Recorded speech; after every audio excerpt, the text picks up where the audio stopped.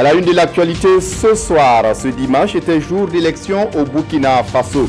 Des élections municipales complémentaires dans 19 communes du pays. Alors qu'on annonce les résultats provisoires pour demain lundi, nos équipes déployées dans les localités concernées rassurent du bon déroulement du scrutin. Le président de la Commission électorale nationale indépendante est notre invité. Il viendra nous donner des confirmations. Dans le journal également, la coalition Boribana pour la défense de la démocratie au Burkina Faso. La coalition regroupe des associations comme le CAR, le M21 et la PDC. Leur dénominateur commun, ils sont au-dessus du pouvoir actuel. Pourquoi cette déception et que compte-t-elle entreprendre sur le terrain? On en parle dans cette édition. Et le dossier de cette édition, l'évacuation des eaux de pluie dans la capitale burkinabé, avec des caniveaux obstrués par endroits dégradés pour la plupart. Lorsqu'une grosse pluie survient dans Ouagadougou, bonjour les dégâts. Ouagadougou a donc mal à ses canaux d'évacuation en ces temps de saison des pluies. Vous le verrez dans ce journal, ce sont là les titres du 20h. Mesdames, Messieurs, bonsoir et ravi de vous retrouver. Tout d'abord, cette information, un policier à la retraite a été abattu à son domicile à Djibo, dans le nord du pays. Les faits se sont produits alors que la victime venait de rentrer de la prière. Les assaillants au nombre de 4 ont tiré sur lui, semble-t-il, à bout portant. Son épouse a été blessée, mais sa vie est hors de danger. L'un des assaillants a été abattu. Dans la nuit, le domicile du grand imam de Djibo a également essuyé des tirs, mais il n'y a pas eu de blessés. Dans l'actualité, ce soir, ce dimanche était jour d'élection au Burkina Faso, des élections municipales complémentaires dans 19 communes du pays. À Ouagadougou, l'arrondissement 4 était concerné par le scrutin. Le président de la Commission électorale nationale indépendante a assisté à l'ouverture d'un bureau de vote dans le quartier Tanguin de l'arrondissement. Newton Ahmed Bari annonçait dès ce matin que les résultats provisoires seront disponibles dès demain 10h. Constat avec Vincent Tiendrebeo. Bureau de vote au collège communal de Tanguin à Ouagadougou. Avant 6 heures, des électeurs déjà attendent. Pendant ce temps, les agents électoraux préparent leurs dispositifs sous le regard de Newton Ahmed Bari, président de la CENI. Il est 6 heures. Ce bureau de vote enregistre ses premiers votants. Pour cet électeur, ce vote est celui de tous les espoirs pour son arrondissement après une année de temps perdu. Bon, je souhaite que cette élection ne soit pas comme les élections précédentes parce que on en a marre maintenant. Il faut écarter les fautifs et réélire de nouveaux gens qui vont aller mener notre arrondissement en avant. Parce que si vous regardez dans les autres arrondissements, en tout cas, il va de l'avant, mais notre arrondissement, si vous voyez, les infrastructures, il n'y a pas d'infrastructure dans notre arrondissement, plutôt dans notre secteur 18 ici. Donc c'est désolant. Selon la CENI, toutes les dispositions d'ordre organisationnel sont prises pour un bon déroulement de ces municipales partielles et complémentaires. Premier exercice pour Newton Ahmed Bari. Bon, on a dit qu'on voulait faire 0 faute à l'ouverture des bureaux de vote. Je pense que les choses sont en bonne voie. En ce qui concerne l'arrondissement 4, les choses sont bien enclenchées. On a 2 ou 3 bureaux de vote où on a quelques éléments de matériel qui manquent, notamment les chaises. Mais ce sont les bureaux sous paillotte, parce que vous savez, on a aussi craint pour la pluie. Du point de vue professionnel, il fallait montrer évidemment que la maîtrise du processus est faite. C'est-à-dire que ça c'est OK. On a acté la maîtrise du processus. Vous avez vu, donc sur le processus, il y a eu 0 faute. Maintenant, c'est dans le cadre du vote, il faut maintenant qu'on souhaite que les gens sortent. Cela ne dépend pas forcément de la CENI. À l'arrondissement 4 de Ouagadougou, plus de 85 000 électeurs étaient attendus aux urnes dans 221 bureaux de vote. Et les premiers résultats du scrutin sont annoncés pour lundi, 10 heures. Le ministre de l'administration territoriale, quant à lui, a aussi fait le tour de certains bureaux de vote à Ouagadougou et à Saponé. Siméon Sawadgo s'est réjoui du bon déroulement du scrutin. Constat avec Zoubaviel David Dabiré et Fabrice Nébier. Ce sont près de 86 000 citoyens appelés ce dimanche à choisir les 20 conseillers qui devront siéger au conseil municipal de l'arrondissement 4 de Ouagadougou au terme de ces élections municipales complémentaires. Et pour s'assurer du bon déroulement du scrutin, le ministre de l'administration territoriale et de la décentralisation, Siméon Sawadgo, accompagné d'une forte délégation, est sur les lieux pour échanger avec les acteurs. À son passage à 8 heures, aucun souci majeur n'est à signaler dans les 221 bureaux de vote que contre l'arrondissement 4 de Ouagadougou. Vu le dispositif mis en place, nous, pour le moment en tout cas, tout se passe bien. Nous n'avons pas de difficultés vraiment qui puissent entraver le processus. Autre localité, même constat. À Karkoudguin et à Tanguin dans le département de Saponé, les bureaux sont ouverts depuis 6 h du matin et les forces de sécurité suffisamment déployées pour assurer la sécurité des lieux. Pour le ministre Siméon Sawadogo, la CENI est en passe de tenir le pari de l'organisation de ces élections partielles et complémentaires. Ce que nous avons vu ce matin-là rassure, parce que la volonté du gouvernement au départ, en permettant donc ces élections partielles, c'est de régler les mésententes et les différentes crises qu'ont connues ces communes-là. Donc on avait une certaine appréhension liée à la reprise. Et avec le tour que nous avons fait à Ouagadougou, à l'arrondissement 4 et à Saponé ici, il y a d'autres équipes qui sont vers Bobo, vers Fada, Tenkodogo et puis vers le nord. Et les échos qui nous parviennent font état que les électeurs sont disciplinés. Donc il n'y a pas d'incident particulier en dehors de quelques mésententes, mais qui sont rapidement réglées par la CENI. Les résultats de ces élections sont attendus pour ce lundi 29 mai 2017 et le ministre en charge de l'administration territoriale appelle les différentes parties prenantes à la sérénité. Karangasso Vigué dans les Hauts-Bassins était aussi concerné par le scrutin. Le constat fait par une de nos équipes très tôt ce matin est que l'affluence était au rendez-vous. Mais le scrutin se tient sous haute sécurité, nous dit ici Ali Traoré, sur place à Bobo Dioulasso. Les populations de Karangasso Vigué veulent tourner une page de leur histoire. Une page marquée par des violences post-électorales. Ce 28 mai, dès 5 h, elles sont déjà devant les bureaux de vote, attendant l'ouverture à 6 h. Vérification des listes électorales et des urnes et le vote peut enfin démarrer. Ça nous a dépassé ce qui s'est passé avant. Et je préférais que pour avoir un maire, quoi. C'est pour ça que je suis là pour voter, quoi. Sans maire, on ne peut pas aller en avant. Comme je veux que mon village se renouvelle, parce qu'on est toujours derrière. Comme il n'y a pas de maire chez nous, bon, il y a des choses qu'on ne peut pas faire, quoi. Voilà. C'est pour ça que je veux voter qu'on doit y maire ici à Karangasso Vigué. Ces élections municipales partielles complémentaires se déroulent sous haute sécurité. Aucun incident n'est à signaler. Et le souhait de tous est d'éviter les complications que Karangasso Vigué a connues dans un passé récent. Avec au mauvais souvenir passé, peut-être les gens n'ont pas connu que vraiment l'importance de ces élections. Mais avec la sensibilisation, ils ont compris. Bon, je pense que ça peut aller. Ce que nous avons à dire à la population, c'est de sortir effectivement très nombreux, alors pour que chacun puisse exprimer son choix en fonction de ses convictions et en fonction de ses désirs. 21 198 électeurs sont appelés ce jour dans 63 bureaux de vote repartis dans 25 localités de la commune. Et 55 postes de conseillers sont à pourvoir pour 5 partis politiques en lice. Après la région des Hauts-Bassins, cap sur le centre-est ou à Béguédo, les électeurs se sont mobilisés très tôt ce matin pour s'acquitter de leurs devoirs civiques. Tout a été mis en œuvre pour éviter que le scrutin soit entaché d'irrégularité. Draman Guéné, Paul David Bambara. Il y a de l'affluence ici ce matin à Béguédo. Avant l'ouverture des bureaux de vote à 6 h, l'engagement est palpable.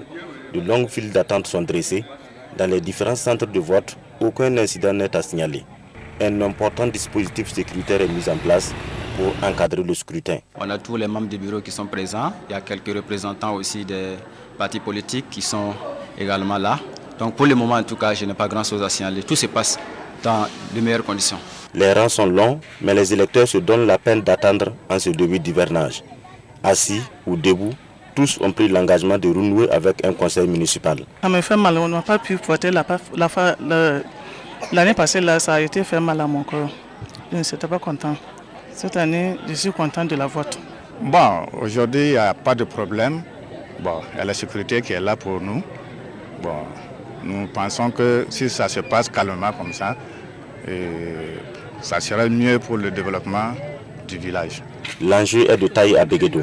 Il faut éviter les incidents qui ont conduit à l'annulation du dernier scrutin.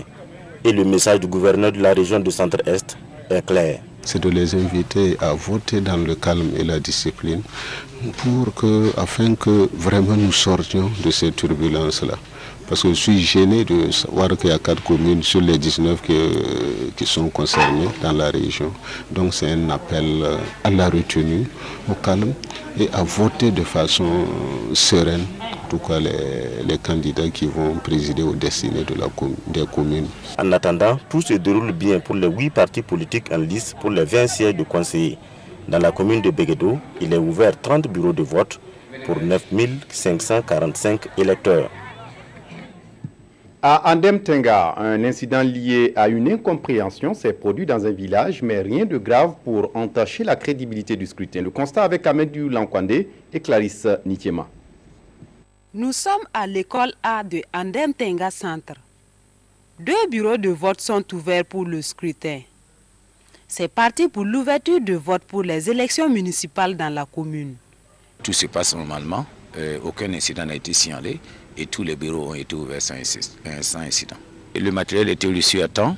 La sécurité déployée est très normalement. Tout se passe normalement. Et jusque-là, bon, c'est l'œuvre humaine, il peut y avoir quelques petites difficultés, mais bon, ça, c'est pas insurmontable. Rasmane Tougouma vient d'accomplir son devoir citoyen.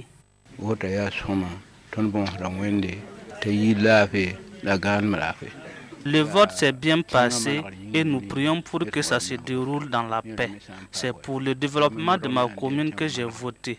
Nous demandons au nouveau maire qui sera élu un barrage de l'électricité et des routes.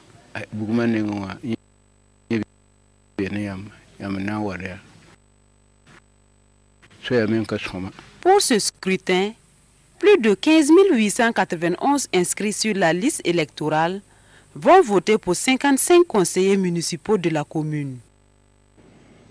À Bouroum, nous sommes dans le sud-ouest du pays. Les bureaux de vote se sont ouverts ce 28 mai à 6 h. Le matériel électoral, le dispositif sécuritaire, tout est mis en œuvre pour un bon déroulement du scrutin, nous disent sur place Justin Karambiri et Dimitri Ebadini. Plus de 3000 électeurs sont attendus au scrutin des élections municipales partielles de Bouroum.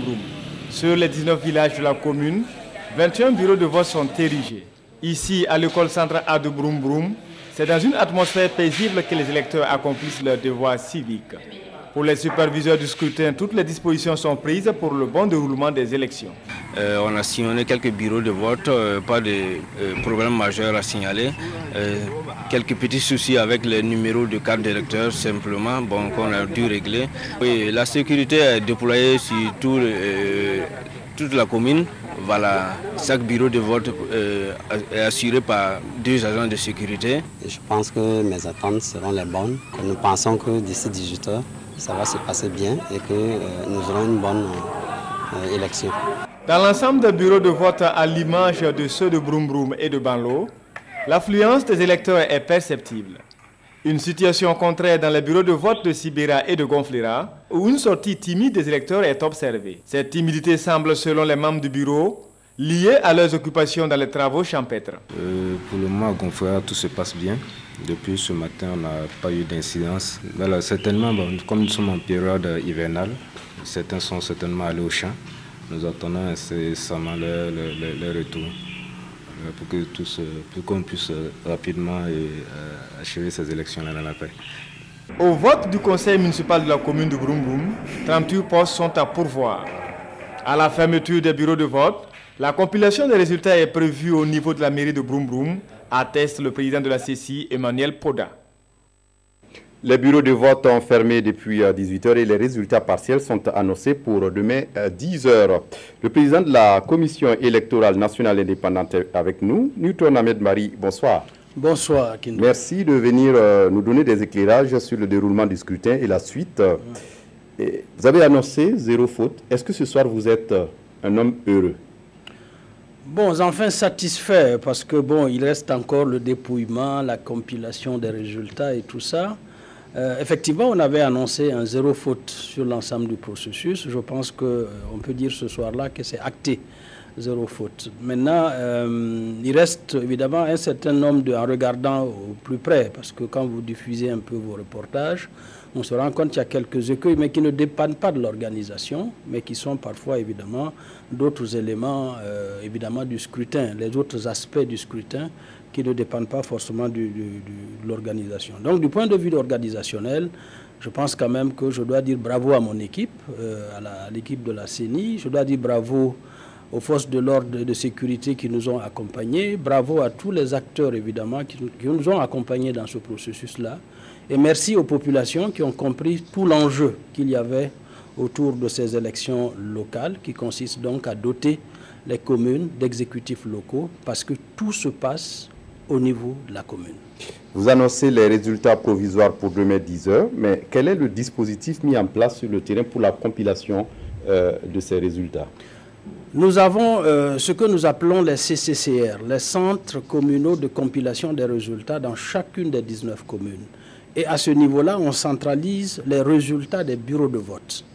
À ce niveau-là, nous avons un coordonnateur qui va donc réceptionner l'ensemble des résultats avec évidemment dans une configuration semblable à un bureau de vote où il y a les représentants des partis politiques et des observateurs qui le désirent. Et on fait donc la sommation de l'ensemble des suffrages exprimés dans le village. Et à partir de là, ces résultats-là nous sont forwardés à Ouagadougou, où à partir de 21h ce soir, nous sommes en nuit électorale. Et lorsque nous consolidons avec les commissaires le vote de la circonscription dans laquelle ils ont supervisé, nous diffusons immédiatement, ce qui fait que demain à 10h, Inch'Allah, on devrait faire une diffusion globale des résultats. Dans certains éléments diffusés tout à l'heure, quelques incidents mineurs, mais est-ce qu'à votre niveau, il y a eu une remontée de certains incidents dont vous pouvez nous faire cas? Non, je crois que c'est le même constat. Un peu celui qui me désole le plus, c'est celui de Andem Tenga, où dans un village, un candidat qui a été régulièrement transféré n'a pas pu voter. Et puis un certain nombre d'électeurs régulièrement transférés n'ont pas pu voter. Et ça, c'est très grave, de mon point de vue.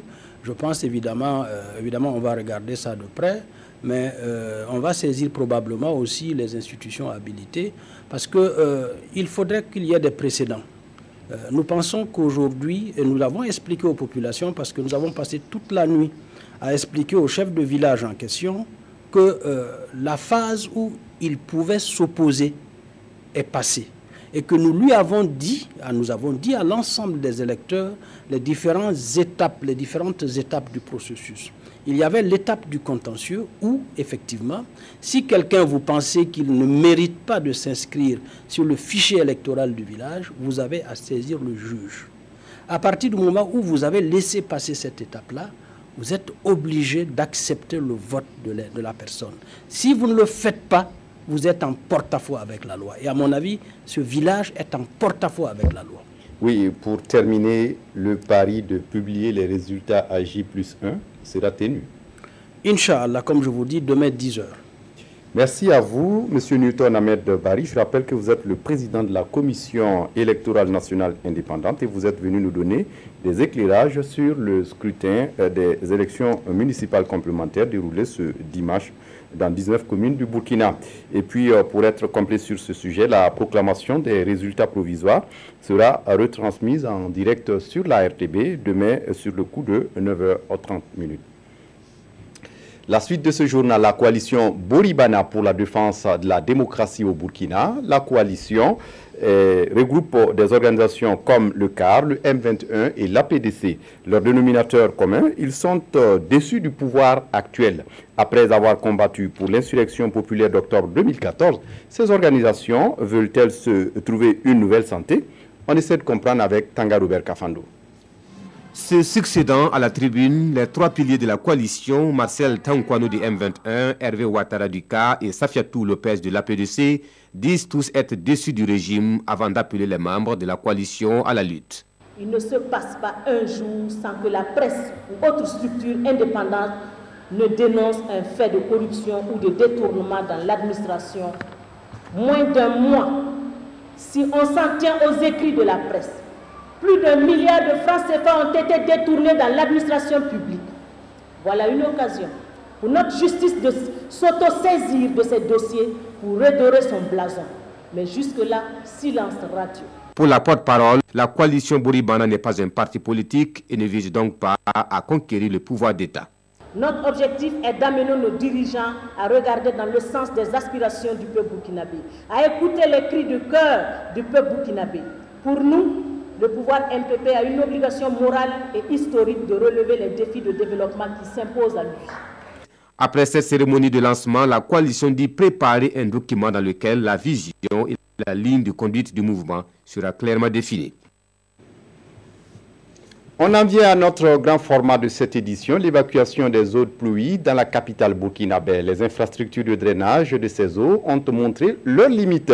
Là où elles existent, elles sont pour la plupart dans un état de délabrement avancé. Et lorsqu'une grosse pluie survient, bonjour les dégâts. Ouagadougou a mal à ses canaux d'évacuation en ces temps de saison des pluies. Constat avec Draman Guéné et Sié Dilariéyen. Le canal de l'avenue Charles de Gaulle. Ici, l'infrastructure croupit sous le poids de l'âge. Les panneaux de revêtement posés le long des parois ont cédé et se reposent tranquillement dans le lit du marigot, bloquant le passage des eaux. Pour une première pluie seulement que ça a commencé comme ça. Donc nous, on ne sait même pas comment on va faire avec les pluies qui vont successives. Le canal de Mogo-Naba, tronçon Watam-Kaiser-Pont-Kadiogo, lui aussi est à bout de souffle. En l'absence des panneaux de revêtement, l'eau continue d'avaler des terres. C'est un tronçon en réhabilitation, mais pour l'heure, le chantier peine à démarrer. L'entrepreneur qui était ici, il a arrangé le pont. Mais à un moment donné, quand il est venu enlever les trucs là, les bordures qui étaient calées au niveau du pont là, il a enlevé à un moment donné, on ne les voit plus, ils ont disparu. Et cette réhabilitation a été confiée à une autre entreprise dans le cadre du projet financé par la Banque africaine de développement, qui a démarré les travaux donc de réhabilitation de cette portion du canal, qui malheureusement a dû suspendre à cause des pluies, parce que ce n'est pas une période favorable pour couler du béton. L'entreprise a 2 fois coulé du béton pendant 2 fois, et par 2 fois de suite, les eaux de pluie sont venues emporter le béton. En amont du pont Watam-Kaiser, un grand chantier d'aménagement du prolongement du marigot du Mogo-Naba. C'est le canal de Pagalaïri. Les travaux ont commencé en mars 2016 pour une durée de 18 mois. Mais depuis décembre 2017, le chantier pourtant exécuté à 50% est suspendu. Les études ont été réalisées depuis 2008-2009 et le financement a été obtenu en 2013 pour démarrer le projet en 2014. Donc avec le temps qui s'est écoulé, ça c'était un gros trou et il y a eu certainement des érosions importantes qui ont amené à ce qu'il y ait une révision de l'étude qui a été faite en 2008-2009. Et cette révision des prix, de l'étude initiale, a occasionné des dépassements budgétaires. Les travaux attendent. Pendant ce temps, les acquis se dégradent avec les pluies.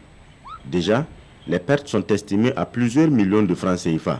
Avec la suspension des travaux et les pluies que nous avons connues ces derniers temps, il y a eu de fortes érosions qui ont endommagé pratiquement les abords du canal. Et nous avons estimé déjà à la date d'hier, après la grosse pluie, qu'il y a eu il y a quelques jours, à près de 194 millions de francs, les pertes déjà subies sur le canal dû à ces pluies-là.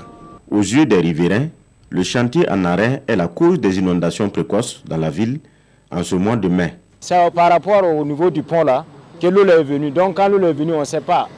C'est la barrage qui est plein ou bien c'est au niveau. Ils ont dit qu'ils sont en train d'arranger un autre bas-fond derrière là, en allant à Parlaï. Donc l'eau est venue en force. On ne peut pas dire que les travaux engendrent des inondations, puisque les inondations existaient déjà dans ce quartier avant que les travaux ne démarrent. Tout compte fait, l'exécution du chantier est loin de respecter son délai initial prévu pour novembre 2017. L'essentiel en ce moment, c'est de sauver les acquis pour qu'à la reprise, ça ne soit pas un perpétuel recommencement. Et dans tout cela, que dire de ces populations qui sont installées dans des zones inondables et qui refusent de déguerpir? À l'issue des inondations de 2009, un site avait été aménagé à Yagma pour accueillir les familles et elles avaient reçu même des parcelles et du matériel pour construire. Mais 8 ans après, ces familles préfèrent rester toujours dans ces zones inondables. Pourquoi s'entêtent-elles et comment y vivent-elles? Élément de réponse avec Maïmouna Traoré. Quartier Nyokse, en pleine capitale burkinabé. Ouagadougou vient de recevoir ses premières pluies et déjà, ses concessions situées aux abords du barrage numéro 2 flottent dans l'eau. On est à la deuxième pluie, le barrage est déjà plein comme c'est là, donc on ne sait pas, bon, les pluies qui vont venir, c'est que ça va faire encore. Quand il pleut, le barrage déborde et l'eau rentre même dans nos maisons. On ne peut pas dormir. On est obligé de faire sortir nos effets et aller dormir chez les voisins. Ici à Dapoya, la Moussa Kabouré vit dans la même hantise. Sa sérénité apparente dissimule mal ses angoisses. Elle a toujours la peur au ventre chaque fois qu'une pluie se prépare. Qu'est-ce que je peux faire si l'eau rentre dans ma maison? Je suis tout le temps angoissée. Ces quartiers, quasiment situés dans le lit des barrages numéro 1 et 2 de Ouagadougou et bien d'autres secteurs de la capitale ont été fortement ébranlés suite à la pluie diluvienne du 1er septembre 2009. Pour éviter aux populations de revivre ce cauchemar, ces zones ont été classées zones inondables. Et comme solution, le gouvernement a aménagé un site à Yagma, à la sortie nord de Ouagadougou, pour reloger les familles qui occupaient les lieux. Mais pourquoi 8 ans après, certaines familles refusent-elles de déguerpir? Chaque famille n'a eu droit qu'à une parcelle de 204 mètres carrés, 20 tôles, 30 sacs de ciment et 50 000 francs. Ce don est très insuffisant pour des familles nombreuses. Moi, par exemple, je suis issu d'une famille polygame de 14 enfants. Comment pouvons-nous vivre sur une parcelle de 204 mètres carrés?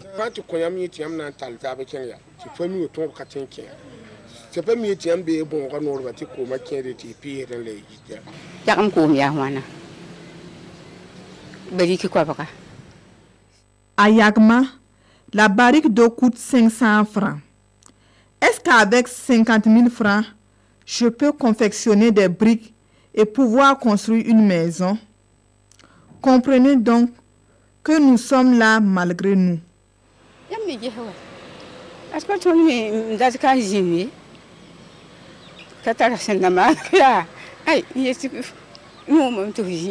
Pas moyen de bouger, soutiennent certains catégoriques.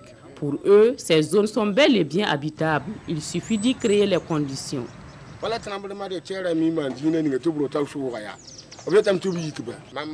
On entend souvent qu'il y a eu des tremblements de terre dans certains pays, mais on n'a jamais déguerpi quelqu'un. On reconstruit. Ici, la solution, c'est de curer le barrage, de construire une digue et d'empêcher les gens d'y jeter des ordures.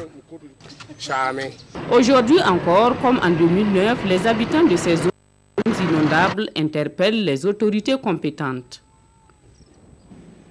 Et pour aller plus loin sur ce sujet, je reçois Marc Ouedraogo, secrétaire permanent de la coordination du programme de développement urbain. Bonsoir, Monsieur Ouedraogo. Bonsoir, Monsieur Kindo. Et merci de venir répondre à nos questions. Alors, qu'est-ce qui explique cette récurrence des inondations à Ouagadougou? Je vous remercie. Malheureusement, aujourd'hui, il faut composer avec ce phénomène que constituent les inondations, parce que nous sommes dans un contexte de changement climatique et en tant que tel, c'est un phénomène qu'on ne peut pas maîtriser a priori. Maintenant, si vous venez au cas de Ouagadougou pour demander la cause des récurrences, déjà nous avons eu à plusieurs reprises relevé des insuffisances en termes de canaux d'assainissement pluvial, mais il y a aussi l'occupation anarchique de l'espace urbain qui obstrue les voies d'eau. Et en plus de ça, d'aucuns parlent de l'incivisme de la population qui jette les déchets dans les caniveaux, qui les obstruent, mais ce phénomène est à prendre en considération avec les insuffisances aussi en termes de gestion des déchets dans la ville, qui sont des facteurs conjugués qui font que les inondations tendent à devenir récurrentes dans la ville de Ouagadougou. Oui, l'impression qu'on a, M. Ouedraogo, c'est qu'il y a un manque de vision. Est-ce qu'il y a un plan cohérent pour Ouagadougou? Vision, il y en a. Je voudrais pouvoir vous dire que depuis 1999, il a été élaboré un schéma de drainage des eaux pluviales dans la ville de Ouagadougou. Et c'est l'application de ce schéma-là qui a permis la réalisation des principaux canaux d'évacuation des eaux, Ouemtenga, Zogna, etc. Et ce même schéma-là prévoit l'aménagement des quartiers dans d'autres quartiers tels que Pissi, Tampui, Somgandé, Tanguin, etc. pour renforcer le maillage du réseau d'assainissement pluvial de la ville de Ouagadougou. Ce qu'on pourrait peut-être dire dans ce que vous voulez qualifier de manque de vision, c'est à la limite l'insuffisance des moyens qui fait qu'on n'arrive pas à faire suivre ce réseau comme il faut. Mais il y a aussi des ouvrages dont le dimensionnement pose problème avec des caniveaux visiblement étroits et rapidement débordés. Qu'est-ce que vous en dites? Oui, a priori, on pourrait faire ce constat, mais vous savez que pour réaliser un caniveau, ça fait l'objet d'un dimensionnement par un technicien qui tient compte de l'intensité des pluies. Généralement, on considère les pluies décennales. Mais aujourd'hui, vous conviendrez avec moi qu'il y a l'intensité des précipitations de nos jours est telle que ces canaux apparaissent étroits. Je peux convenir que par endroit, il y a eu sous-dimensionnement, mais il faut prendre aussi le facteur variation des changements climatiques qui fait que par endroit, les eaux débordent, donnant l'impression que les canaux sont mal dimensionnés. Et on a même des quartiers où il n'y a pas de caniveau, c'est dépourvu de ces ouvrages de drainage des eaux. Oui, à ce niveau, c'est l'occasion de plutôt lancer une interpellation aux acteurs de l'aménagement urbain. Et vous voyez, la génération aujourd'hui a hérité d'une pratique de l'aménagement où on n'a pas fait suivre les réseaux d'assainissement n'ont pas suivi. Ça veut dire qu'on a fait les lotissements, on a implanté les bornes, mais le lotissement, on devrait en principe réaliser les caniveaux, réaliser les voies. Et pendant longtemps, on n'a fait que donner des parcelles aux citoyens. Nous héritons de cette situation. L'interpellation, c'est quoi? Aux acteurs du développement urbain et les collectivités territoriales notamment. Les aménagements aujourd'hui, nous devons faire en sorte que nos aménagements soient durables, de sorte à ne pas alourdir la facture que nous ont légué nos prédécesseurs en termes de pratiques d'intervention dans la ville. Cet aménagement durable consiste notamment à achever le processus en y mettant les réseaux d'assainissement des eaux et notamment la voirie et tout ce qui suit pour un cadre de vie décent. On l'a vu dans le reportage sur les populations installées dans les zones inondables, des populations qui refusent de déguerpir malgré un certain nombre de mesures mises à leur disposition. Est-ce que l'autorité n'est pas coupable ou complice? Oui, là, je voudrais, avec votre permission, déjà faire une rectification par rapport à ce que un intervenant a dit sur l'étroitesse des parcelles et ce qu'on entend leur donner. Il faut faire la part des choses. Et je pense que la population revendique souvent plus qu'elle n'en a droit. Quand tu es illégalement installé dans une zone et qu'on vient te lever, on te donne, en principe, tu n'avais droit à rien au nom de la loi.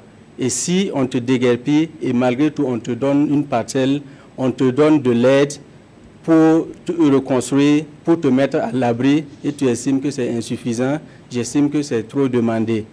Par contre, il faut aussi préciser que ce n'est pas tout le monde qui est logé à la même enseigne. Le processus de déguerpissement prévoit pour ceux qui sont légalement installés une indemnisation en bonne et due forme qui peut donner lieu à une compensation en termes de parcelles à une dimension et peut-être qui fera l'objet de négociations entre la population et l'administration. Et depuis 2009, est-ce que cela n'a pas été fait? Disons que dès 2011, il y a une étude qui avait déjà été menée au sein du ministère de l'Urbanisme et de l'Habitat qui avait conduit à des propositions en la matière. Et je me souviens qu'une fois, la question a été posée, pourquoi jusque-là rien n'a été fait? on avait eu à dire que l'étude est finie dans un contexte où il y avait la naissance d'une crise sociale qui s'est perpétuée jusqu'à aujourd'hui. Mais il faut dire que les discussions sont engagées aujourd'hui entre le ministère et la commune de Ouagadougou pour amorcer les échanges avec la population afin d'aboutir au processus de déplacement de ces populations-là. Monsieur Marc Ouedraogo, merci d'être venu nous donner ces éclairages. Je rappelle que vous êtes le secrétaire permanent de la coordination du programme de développement urbain. Merci d'être venu pour ce journal. Je vous en prie. Et puis en culture, des tambourinaires venus de la Nyanya qui font le bonheur de milliers de spectateurs qu'ils rencontrent. Eux, ce sont les musiciens de la troupe Ganta. Originaires de Kuala, au départ, c'étaient des jeunes qui se retrouvaient pour s'adonner à leur passion. Aujourd'hui, leur talent et leur renommée ont traversé les frontières du Burkina Faso. Ibrahim Sombier et Aruna Mare sont allés à leur rencontre. Reportage.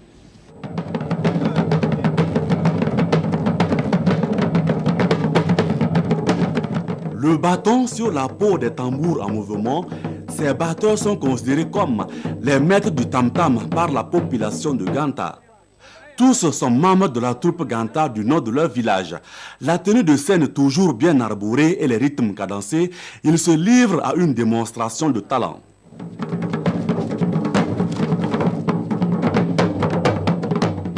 La troupe porte le nom de Ganta parce que c'est plus facile de nous retrouver avec ce nom. D'hier à aujourd'hui, les choses ont changé et la troupe a beaucoup évolué. Avant, il était question d'honneur, mais de nos jours, l'argent a pris le dessus. La troupe Ganta a vu le jour dans les années 1980. Au fil des ans, elle s'est rajeunie, mais garde toujours le cap, promouvoir la culture du terroir. Concernant les tambours, il y a ceux que nous fabriquons nous-mêmes et d'autres que nous achetons. Ceux que nous fabriquons sont faits à base de bois et recouverts de peau cousue. La troupe Ganta de la Nyanya a participé à la toute première édition de la SNC qui s'est tenue à Ouagadougou du 20 au 30 décembre 1983. L'intégration de la troupe se fait en toute liberté selon les membres. Seul passeport exigé, le talent.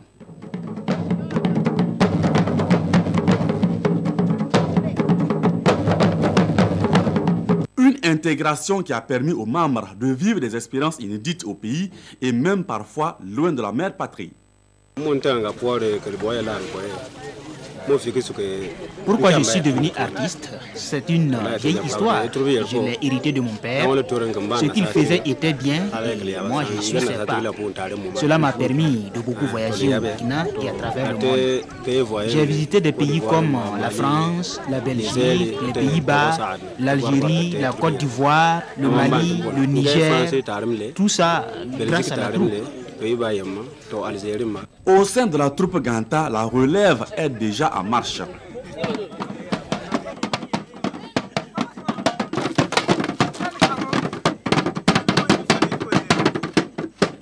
Pour les prestations dans le Goulmou, ces motos leur servent de moyen de locomotion.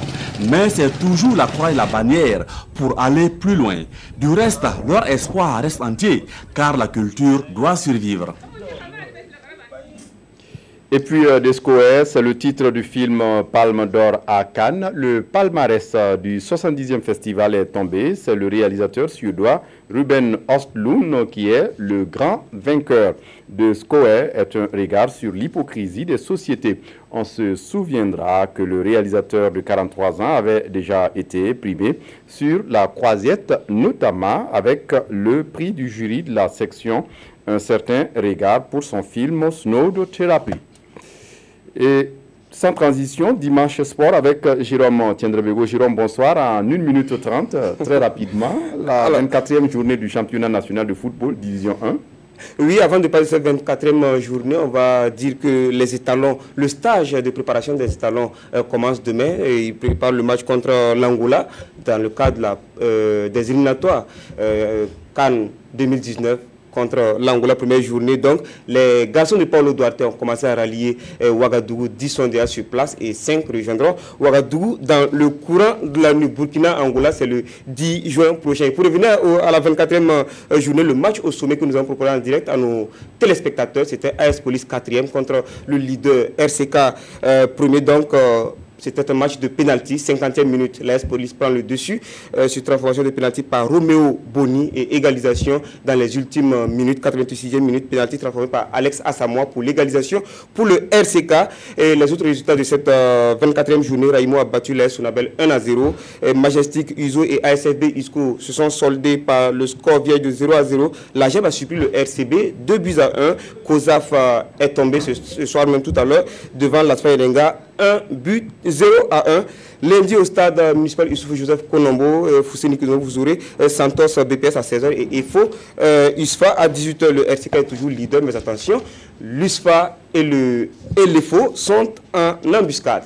Et les 5e Jeux universitaires du Burkina qui ont débuté hier également à Ouagadougou. Alors, c'était à l'ISSDH, ex-INGEPS, sous le haut patronage du président de l'Assemblée nationale, le docteur Salifou Diallo, et représenté par son vice-président, Maître Bénéwende Sankara. Et c'était en présence de Sa Majesté, le Mogo Naba Bangwala, devant toutes ces personnalités.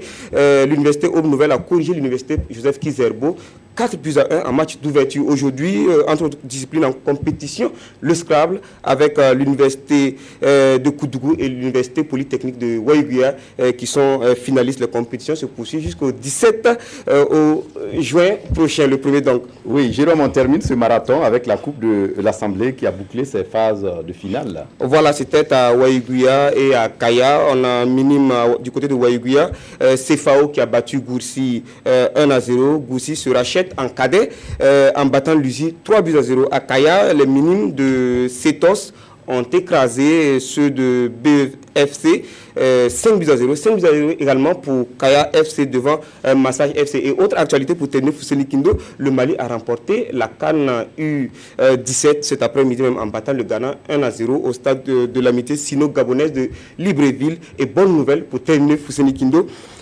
En athlétisme, Marthe Yasmine Kouala a battu le record national de 5952 points en heptathlon à l'IAF Challenge à Gotich en Allemagne. L'étalon a établi un nouveau record de 6036 points au concert des meilleurs heptathloniens du monde. Merci à vous, Jérôme Tiendrebego. À dimanche prochain pour un autre dimanche de sport. Mais en attendant, demain, sur le coup de 21h, le développement de toutes ces informations au magazine des sports. Merci, Fousseni. Et puis, la grande famille RTB pleure aujourd'hui la disparition de Joseph Nambane, agent au service des programmes de la télévision du Burkina, Jo, comme nous l'appelons affectueusement. S'en est allé aujourd'hui des suites de maladie. Toutes nos condoléances à sa famille. C'est la fin de ce journal. Merci pour votre attention. À 22h30, Draman Dadian vous retrouve pour un journal spécial sur la journée électorale. D'ici là, excellente suite de programme sur la RTB. Au revoir.